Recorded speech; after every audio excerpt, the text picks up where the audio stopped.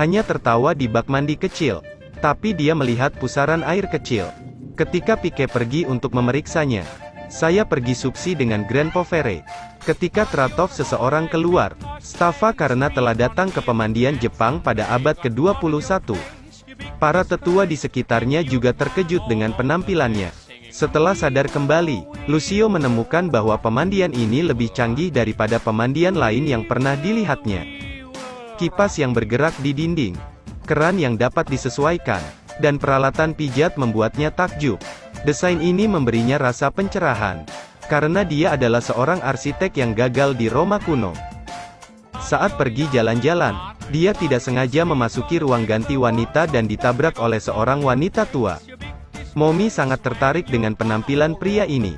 Nah, dia mengisi komiknya dengan inspirasi. Oleh karena itu, ia mulai menggunakannya sebagai pola dasar untuk menulis. Ketika Lucio sadar kembali, lelaki tua itu memberinya sebotol susu. Dia terkejut dengan rasa pahit ini. Ini adalah kelezatan yang belum pernah saya rasakan. Dia pingsan dengan gembira. Ketika Lucio sadar kembali, menemukan bahwa dia telah kembali ke Roma. Mereka semua mengatakan dia hampir tenggelam di bak mandi. Dia pikir pengalaman sebelumnya adalah mimpi. Tapi dia benar-benar tercengang ketika melihat vas kosong di sampingnya. 2 bulan kemudian, dengan menciptakan kembali kamar mandi di abad ke-21, ia berhasil menjadi seorang arsitek yang hebat. Desain Anda sangat dihargai. Pada hari itu, dia mandi di kamar mandi yang dia rancang. Seorang pria tua kaya berharap untuk merancang kamar mandi untuk rumahnya sementara itu. Dia berpikir untuk menjalankan pikirannya. Diangkut oleh kekuatan mistik ke kamar mandi modern. Seorang lelaki tua memintanya untuk menggosok punggungnya. Bingung, Lucius menemukan lebih banyak alat di kamar mandi berkat lelaki tua itu. Kebetulan ibu ada di sini juga. Setelah menemukannya, dia bergegas untuk mendapatkan manuskrip tersebut. Tapi saat dia berbalik, dia sudah pergi. Setelah kembali ke Roma, dia menghasilkan banyak uang dengan mendesain toilet rumah tangga dan akhirnya menjadi orang kaya.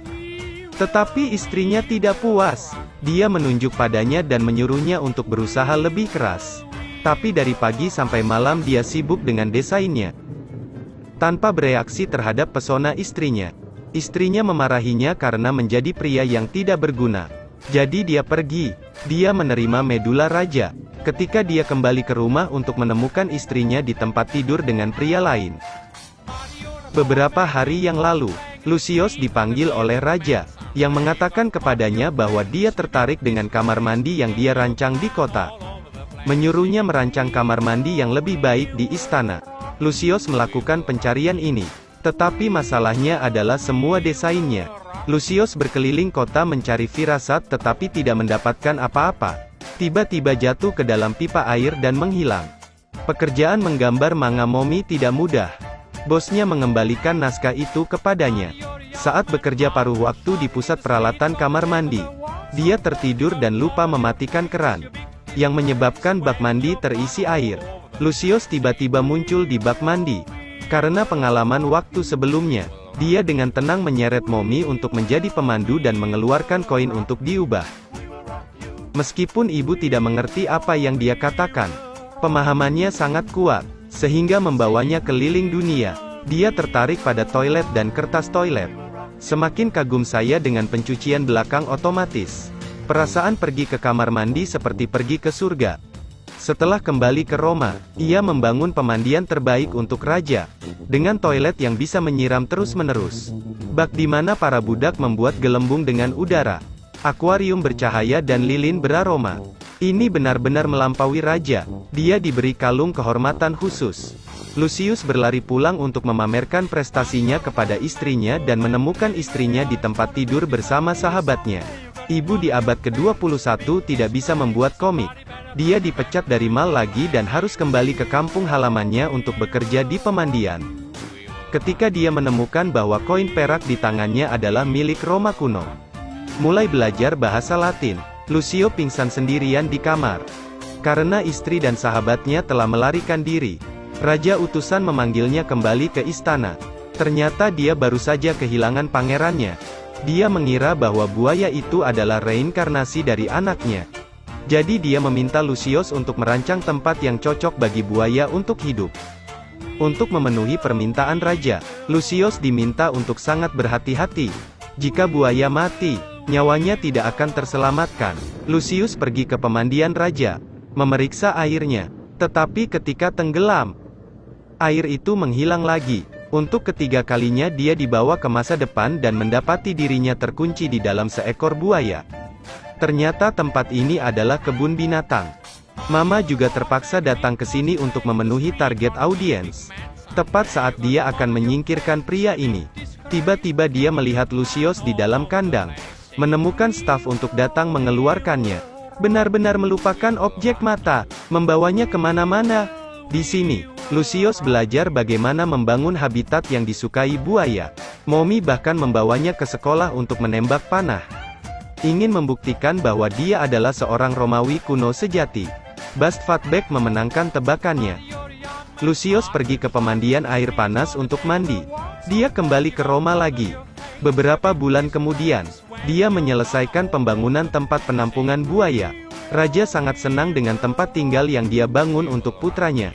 Secara teratur mengundangnya ke istana untuk bermain. Sampai suatu hari, terjadi kerusuhan di negara itu. Sang raja sudah tua, berniat untuk menyerahkan tahta kepada cucunya. Ia berencana untuk membangun pemandian baru untuk mendapatkan dukungan dari orang-orang. Jadi raja mengharapkan Lucius untuk membantu. Lucius tidak setuju dengan arogansi Selonius. Dia berpikir bahwa jika dia menjadi raja, kehancuran kekaisaran Romawi tidak bisa dihindari. Setelah memikirkannya dengan cermat, pergi ke menolak untuk bergabung dengan pekerjaan ini. Setelah diingatkan bahwa tidak mematuhi raja adalah pengkhianatan, Lucius berdiri teguh dalam pilihannya, menominasikan seorang arsitek di industri yang sama. Tetapi orang ini sangat marah padanya karena desainnya membuatnya bangkrut. Akhirnya mereka bertengkar. Setelah turun, Lucio terbangun di tengah hutan orang tua. Mereka membawa tubuhnya yang terluka ke sumber air panas, mengatakan kepadanya bahwa lukanya bisa sembuh dengan sangat cepat dengan mandi di sumber air panas. Orang tua itu juga membiarkan dia minum anggur. Saya belum pernah minum minuman keras seperti itu. Saat dia mabuk, dia bertemu dengan ibu yang telah belajar bahasa Latin. Lucio pingsan di atasnya, jatuh ke danau bersama ibu. Saat mereka sadar kembali, mereka telah tiba di Roma. Yang mengejutkan Momi adalah bahwa Lucius akan dieksekusi karena tidak mematuhi perintah raja. Dia mencoba meyakinkannya untuk menerima misi, tetapi gagal. Lucio pergi dengan barang bawaannya.